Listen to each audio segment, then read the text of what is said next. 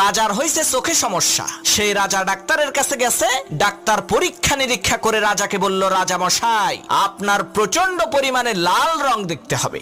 আপনি যদি বেশি বেশি লাল রঙের দিকে চেয়ে থাকেন তাহলে আপনার চোখের দৃষ্টিশক্তি আবার ধীরে ধীরে প্রখর হয়ে যাবে। ডাক্তারের এই কথা শুনে রাজা মশাই রাজ দরবারে এসে ঘোষণা দিল, এই রাজ্যের সব কিছুকে লাল রঙে রাঙিয়ে দেয়া হোক।